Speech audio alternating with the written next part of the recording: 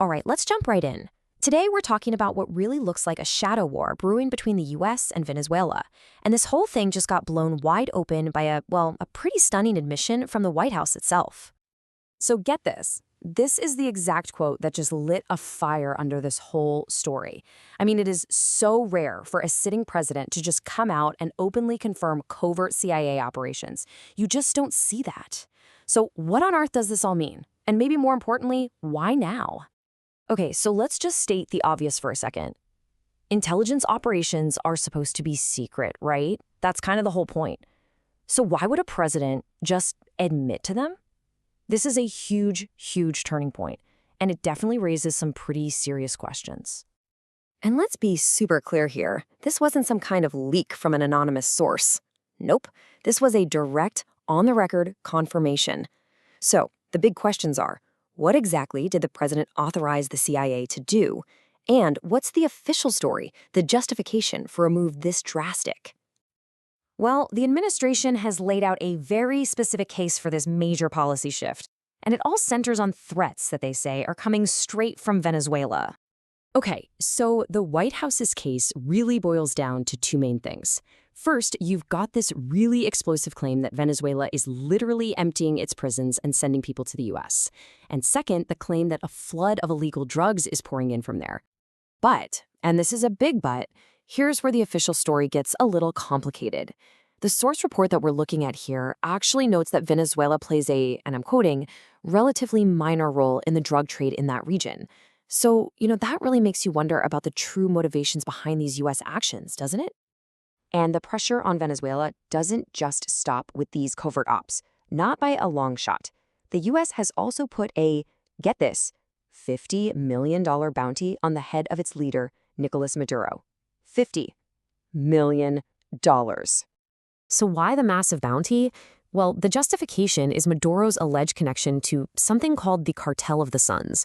U.S. officials claim this is this shadowy organization run by high-ranking Venezuelan military and security folks who are deep into drug trafficking. Now, for his part, Maduro denies all of it. Flat out.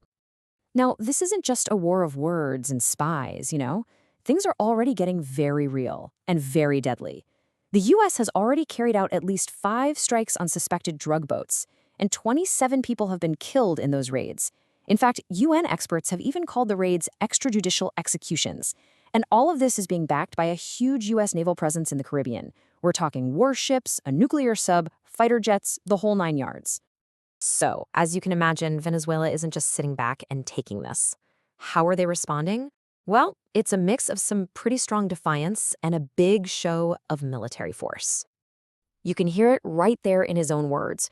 President Maduro is framing this as a classic case of U.S. intervention. He's pointing to the CIA's long, and let's be honest, often bloody history in South America. He's basically drawing a straight line from past coups to what's happening today, and he's even appealing directly to the American people for peace. And Venezuela is definitely backing up its words with actions. Maduro has mobilized the military, the police, even civilian militias. At the same time, his foreign minister is out there rejecting what he calls warmongering statements and labeling the U.S. deployments as a policy of aggression, threat, and harassment.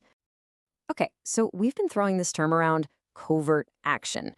But what does that authorization actually mean in the real world? And where is all this heading? Here's a good way to think about it. Getting a covert action authorization from the president, that's like the intelligence world's version of declaring a shadow war.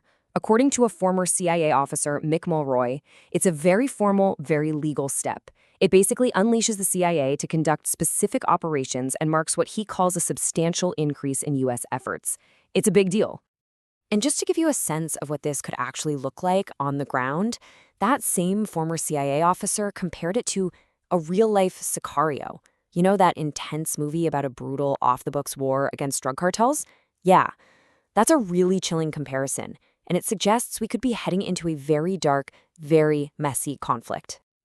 So all of this leaves us with a really crucial question. I mean, think about it.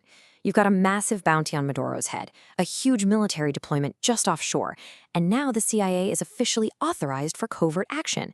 So where exactly does the line between a covert anti-drug operation end and an operation for regime change begin? And maybe the most important question of all is, what happens when that line gets crossed?